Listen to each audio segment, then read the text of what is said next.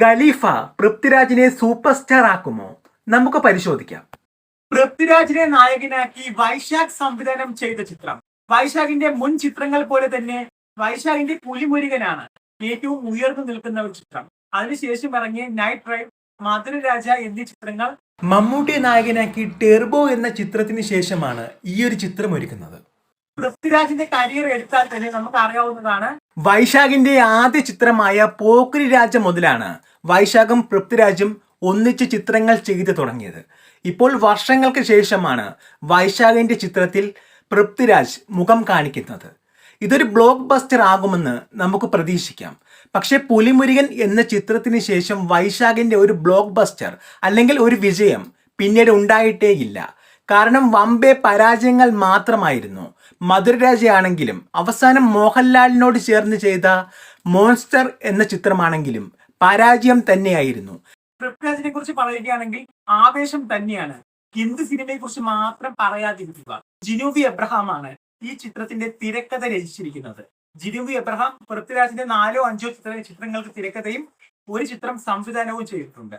പറഞ്ഞാൽ നിങ്ങൾക്ക് ഓർമ്മ വരും, ആദം ജോൺ എന്ന ചിത്രം സംവിധാനം ചെയ്തിരിക്കുന്നത്, തിരക്കഥ എഴുതി സംവിധാനം ചെയ്തിരിക്കുന്നത് ഈ ജിനു വി എബ്രഹാം ആണ്.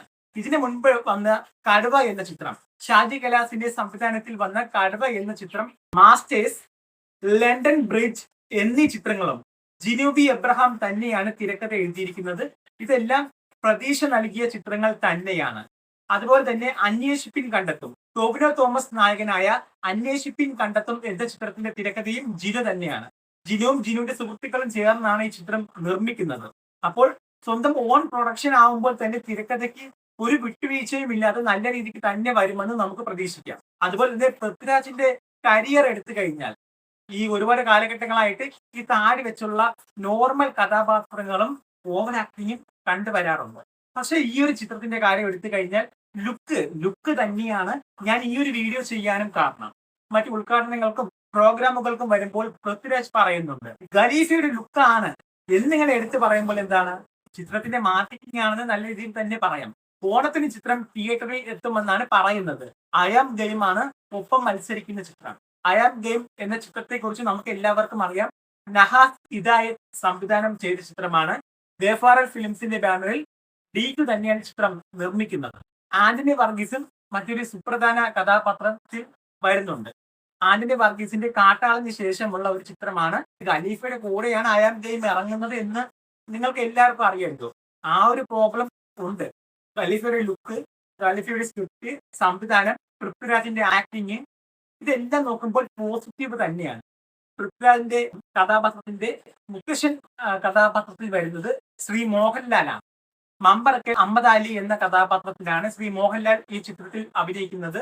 വീൽ ചെയറിൽ ഇരിക്കുന്ന ഒരു കഥാപാത്രമാണ്. എക്സ്റ്റെൻഡൽ ക്യാമിയോ ആണെന്നൊക്കെ നമ്മൾ അറിഞ്ഞു. രണ്ടാം ഭാഗത്തിൽ മോഹൻലാലിന്റെ കഥ തന്നെയാണ്. മമ്പറക്കൽ അഹമ്മദ് അലിയുടെ കഥയാണ് വരുന്നതെന്ന് നമ്മൾ എല്ലാവരും അറിഞ്ഞിട്ടുണ്ട്.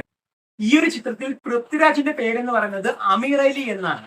ആ പേര് കേൾക്കുമ്പോൾ തന്നെ ഒരു രസമുണ്ട്. അൻവർ എന്നുള്ള പേരിൽ പൃഥ്വിരാജ് ചിത്രത്തിൽ അഭിനയിച്ചിട്ടുണ്ട്. അതുപോലെ തന്നെ ആക്ഷൻ ബ്ലോക്ക് ബസ്റ്റർ ആകുമോ എന്ന് പ്രതീക്ഷിക്കാം. ചിത്രം നല്ലൊരു ഗംഭീര വിജയമാകട്ടെ എന്ന് ആശംസിക്കുന്നു. എല്ലാവർക്കും വേണ്ടി ചെറിയ വീഡിയോ ഇഷ്ടമായെന്ന് വിചാരിക്കുന്നു. ഇതുപോലെ മനോഹരമായ മറ്റൊരു സിനിമ ന്യൂസുമായി നിങ്ങൾക്ക് മുമ്പിൽ എത്തുന്നത് വരെ ബൈ ഫ്രം മഹാവിഷ്ണു. ടാറ്റാ.